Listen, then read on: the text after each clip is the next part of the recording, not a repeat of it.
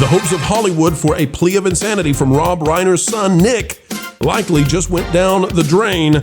And now the celebrities all have to fear going to trial, subpoenas, affidavits, testimony, and more. Today we'll tell you why going crazy likely went out the door.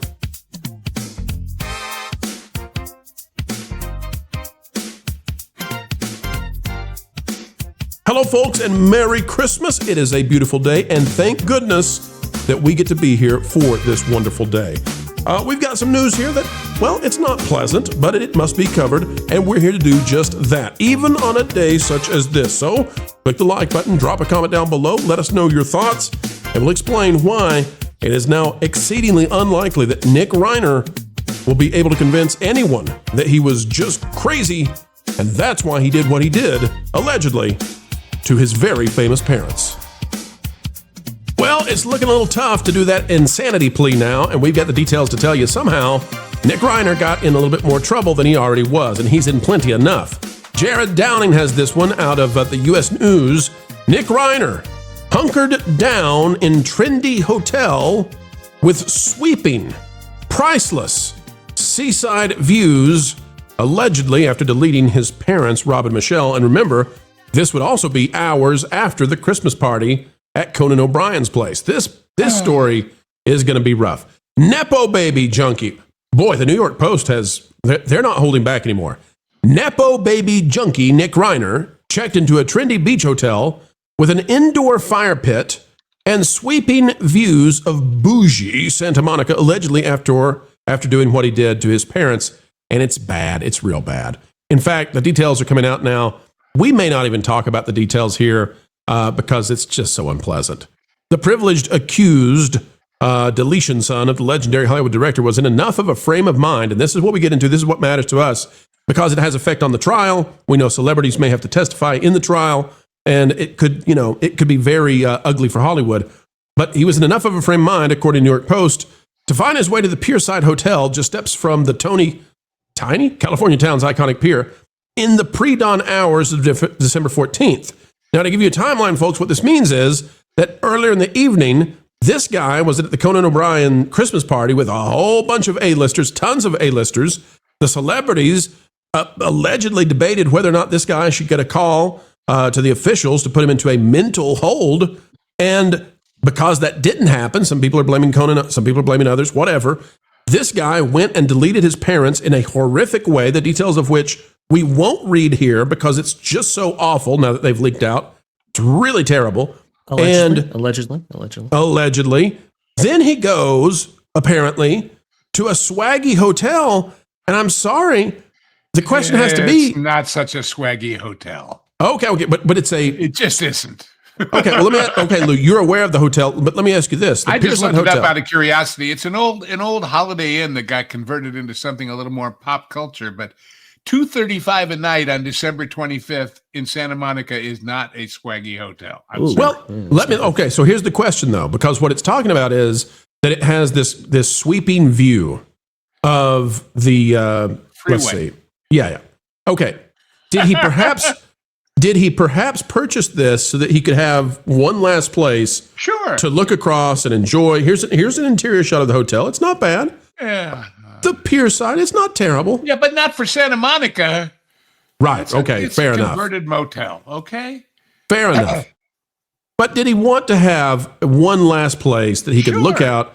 And then what does that mean? Well, that means that if you're smart enough, and I'm not suggesting that he stole mommy and daddy's credit card or financial stuff, but I'm not going to dissuade you from believing that. But if he's smart enough to go and get a hotel after this, he's smart enough to stand trial. And I think this takes the insanity thing, perhaps, off the table. It shows a certain level of premeditation, but whether that negates any insanity stuff is another story. Right. So without going into the grisly details, and I wish that these places would not give the grisly details, I'll just say that according to E! News, that Rob and Michelle Reiner allegedly passed away within minutes of sustaining multiple sharp force injuries, and those were aimed at the upper part of their body. We'll just do that. And their bodies have already been cremated, and so that's that. I kind of find it odd that that's already happened. A lot of times with law enforcement investigations, they don't permit it to go that quickly. Again, we're not going to go there, though, okay? What this means, though, is we had discussed before, and I guess we'll go to you, Culture, next on this one. Culture, we had discussed before the idea that maybe the California political elite, because the Reiners were so well connected, maybe they would say, let's get this swept under the rug. This involves the Christmas party. Just put this guy away on insanity. Never let him see the light of day again. Get an agreement, get it done, and get him out of here. That's a much harder thing to have happen now. Yeah, I think you're right. I would suspect, based on newly released details, that as LW Ghost mentioned, if they determine any level of predetermination or any planning that was behind this, I don't think that they're going to be able to claim insanity. In fact, I think if he was competent enough to, remedy the situation he was in after stabbing his parents, and put himself in a different place, in a different position, I think that also indicates that he had a level of possession of his faculties that. Well, he had to go to the hotel. He had to present himself in a way that they would rent it to him, right? So and he has to take all those steps. Ron, it gets even worse if the hotel was pre-purchased, and we don't know that information yet. Yeah, but if he had ordered the hotel room, before or during the I just looked, and you can buy a room there tonight without a reservation. So, well, let me tell you, Luke. I bet you can now. I bet you can for a little bit, except for the very morbid who might try to get that hotel room, and we don't recommend that they do. Ron, what do you think about the idea of this guy he deletes his parents that love him, and he just casually strolls on over to a hotel to go get a view of the town? I'm not saying that insanity is the right word for it, but is gosh, I can't. The technical put term myself, is diminished capacity. I guess, but I can't put myself in a mental place where I struggle to see how anybody gets to that place where they can purposefully delete another human life. I have a very, very difficult time.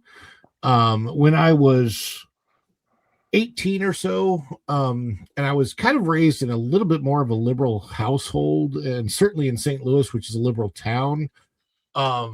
When I first went into college, I definitely was not in a position where I even thought about going into the military. But part of the reason for that wasn't that I wasn't willing to stand up for my country. It's that I knew that the eventual outcome could be having to take, delete lives. It's not something I ever wanted to do, and I can't put myself in the place of anybody that would ever. I understand anger, I understand madness, and all of those things, but I think I was studying something somewhere about the like our emotional states. If whatever our emotional state is, if we can just get ourselves calm, it can go away completely in 90 seconds. We can change literally in 90 seconds. So to work yourself up. Like, I think that he had to be worked up for ages to do what he did. Oh, sure. He probably considered this.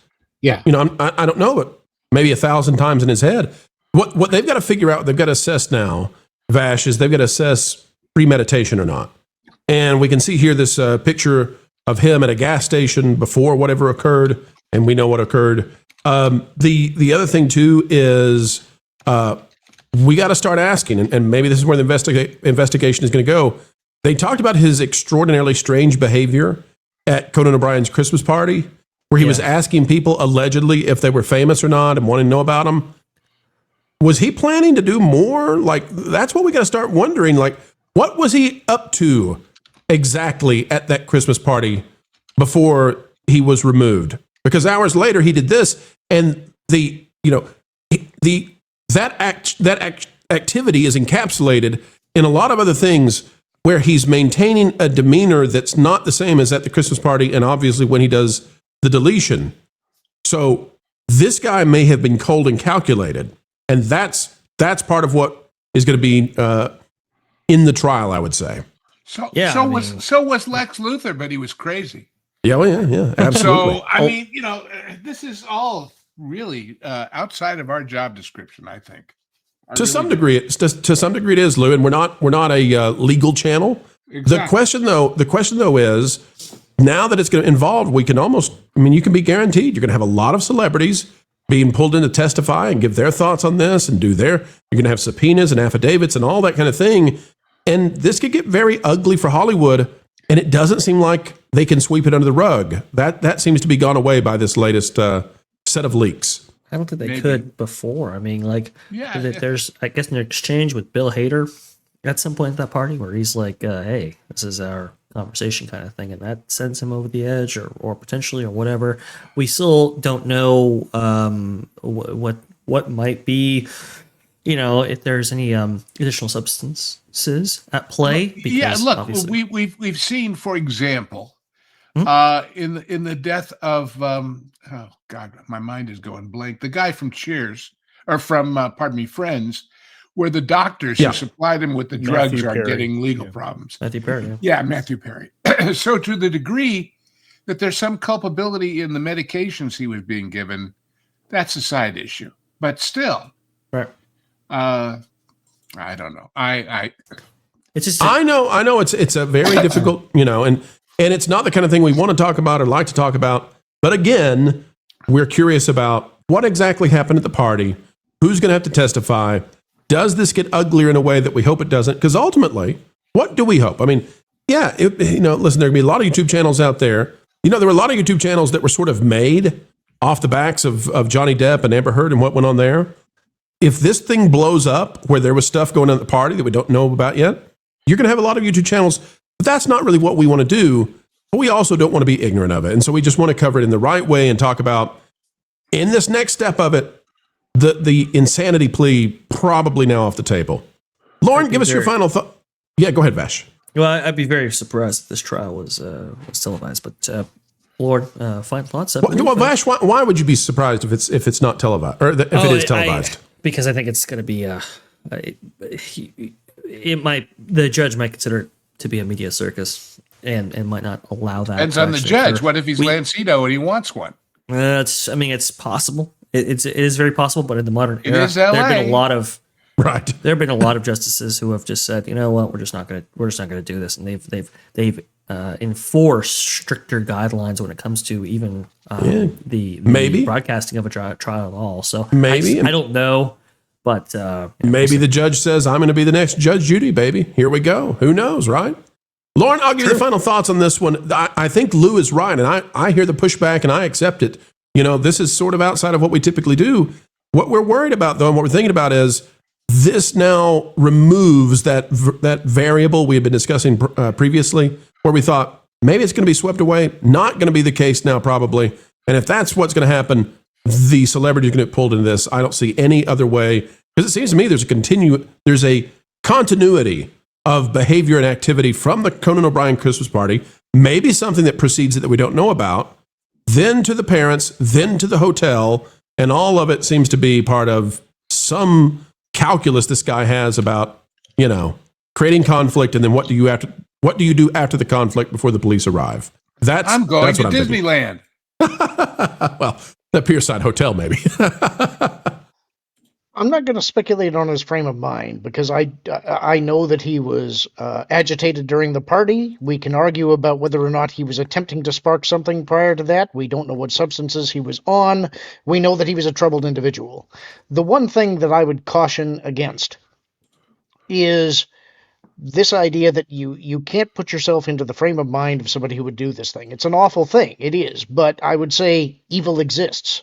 Yeah. And there are people that can put themselves into that frame of mind. And if you can't, that's great. But I think that we have a tendency to look too easily to what could have excused the behavior. What was the past? What was the beef? What was he on? I don't care. The man killed his parents. Right. Now, whether that means that he has to face justice at the hands of the law, as far as I know, I don't believe California has the death penalty, so I don't think he'd be at risk of that. Well, I think it does. I think California does, right? It just never uses it at all. Is that right, guys? Okay. Yes. The other possibility is that he is committed for a very long time, I hope. I don't know where he ends up, and I think that it's probably a little irresponsible to speculate on that too much. The only thing that I would say is, just because it's difficult for us to picture it, I don't like getting into speculating about what could have sparked it, because it doesn't matter. Nothing justifies what happened, and that's the thing that I think we have to keep most clearly in mind. Well, regarding California and the death penalty, they have had it since 1978. They've had 13 executions, and the last was in 2006. Yeah. Okay. Yeah. So they're not in any hurry. Right. I always like to give people something to take away, because it's very easy to do these kinds of topics. It's very easy to do these kind of videos and just leave it at that. And that's what most places do, and there's nothing wrong with that. But I try to elevate, and I try to bring something down that we can actually digest ourselves. And so what I would say is that Lorna is exactly right. It would be easy to say, this is something that bad people do, and just shove it into a corner and never look at it. What I would think is a better thing for us to do as people is to look at this and say, you know what? When I have a bad thought or a negative desire, I'm not going to habituate that. I'm not going to focus on that. I'm not going to replay that in my mind over and over, because that is, I believe, the precedent to tragic consequences down the road, is when we habituate having dreams or visions or desires or wants, and we focus on those, and we start to play with them, and then we also start to explain them away, why they're not so terrible. Folks, that's the road you don't want to go down. Don't ever do that. It is not wise, and that's how I believe you cross that bridge into a place you don't want to be. And the only benefit of exploring this to any of us and any of our audience is, I'm happy to say I haven't got any family or friends like this, as far as I know. But if you do, who are either suffering from mental problems or taking certain drugs or whatever, then you want to know enough about it to be able to protect yourself. Oh, yeah.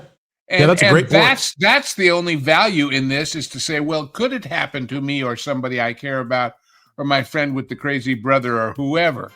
And if so, what can I do to protect, first, myself and my family, and secondly, society at large, by calling attention to these things? In other words, if it turns out that at that party somebody could have done something that would have stopped this and they didn't, you want to know that, not because of what happened there, but what could happen to you. That people are reticent always to kind of call attention to this stuff. But if you're at a party and somebody's behaving that way, and you see what it could lead to, it might motivate you to take action, at least to report it or do something, and that might save a life. That's the good part about this. That's the rest right. of it's all whatever happens to these people, which in the grand scheme of things doesn't mean diddly squat to any of us. And remember, folks, if you got a bad feeling, listen to the feeling. It doesn't mean it's right, but it means you need to give it a little bit of light and pay attention and raise your senses if something says to you, I don't like this. What on earth could I ask for Christmas that's like a guarantee from Santa? Oh, I know!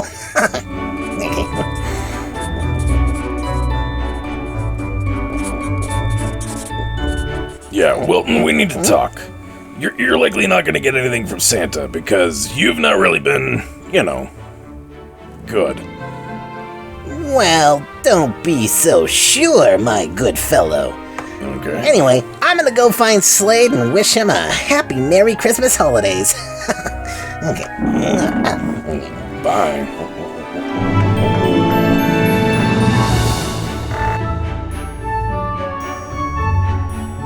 All right, let's see what he asked for. Coal and a gifted WDW Pro membership. That little troll does have a heart. A diseased, twisted, tiny, sinful heart, but a heart nonetheless. Well, Merry Christmas, everyone!